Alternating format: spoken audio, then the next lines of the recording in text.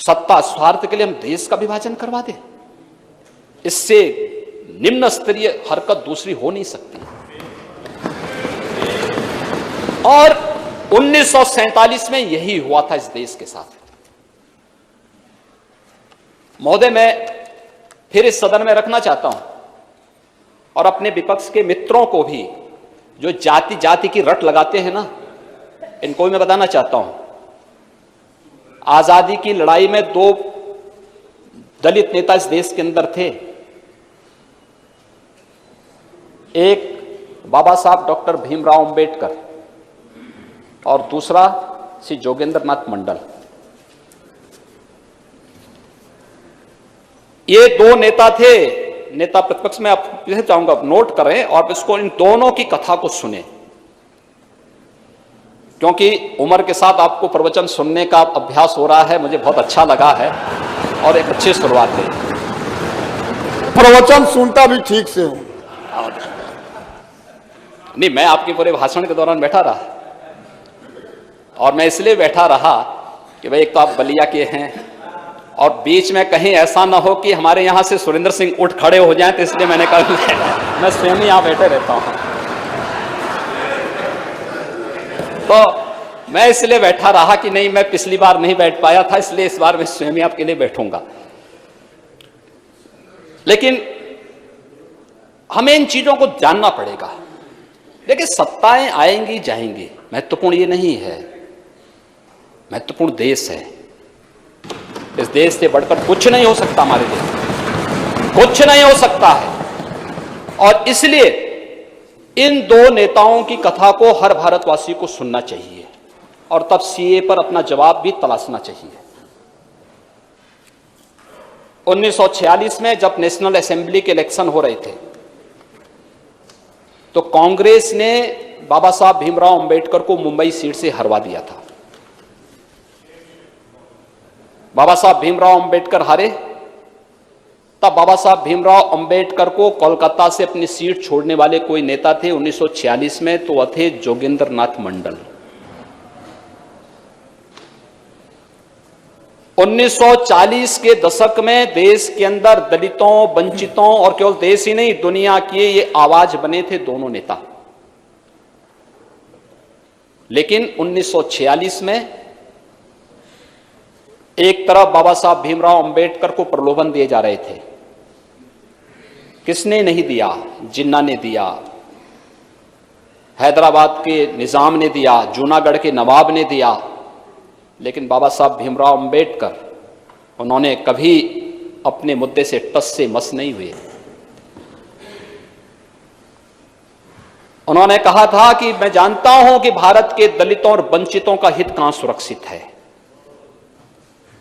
ये बाबा साहब भीमराव अंबेडकर ने कहा था, और उन्होंने पाकिस्तान बनाने का विरोध किया था।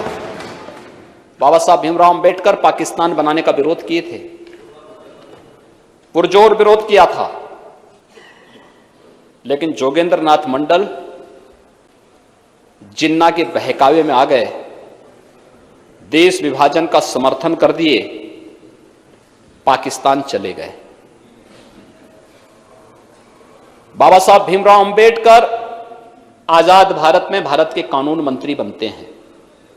जोगेंद्र नाथ मंडल पाकिस्तान के कानून मंत्री बन जाते हैं।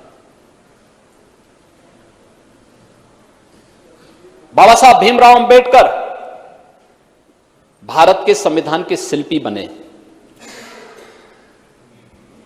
और 1950 आते आते श्री जोगेंद्र नाथ मंडल पाकिस्तान में दलितों पर, हिंदुओं पर, सिखों पर होने वाले अत्याचार से इतने व्यथित हो गए कि महोदय अक्टूबर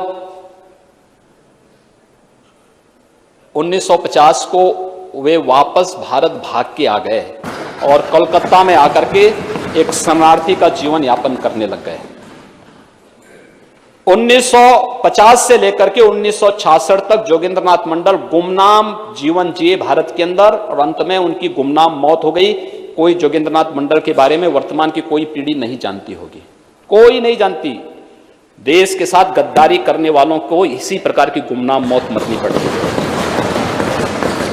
और दूसरी तरफ बाबा साहब डॉक्टर भीमराव अंबेडकर है, भारत के संविधान के शिल्पी बने।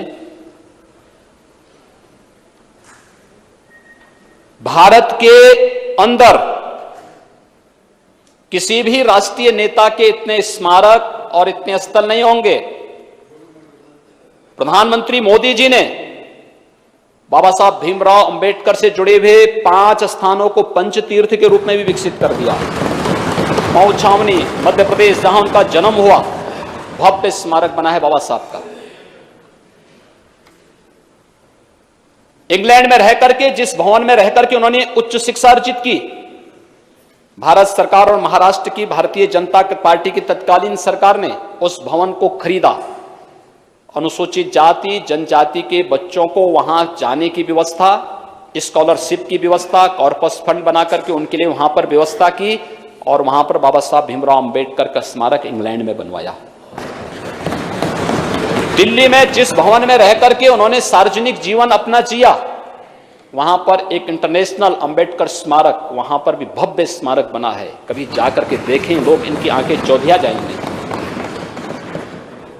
नागपुर में उनकी दीक्षा भूमि भव्य स्मारक और उनका चैत्य भूमि मुंबई में भव्य स्मारक विकसित हो रहा है।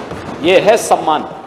और यही नहीं, स्वतंत्र भारत ने उन्हें भारत रत्न की उपाधि से सम्मानित करके भारत रत्न की उपाधि। यह है दो लोगों की कथा। एक राष्ट्रपुत्र बनकर के भारत रत्न बना और एक ने देश के साथ गद्दारी की, गुमनाम मौत मरा। अब तय कर लें कौन क्या करना चाहता है।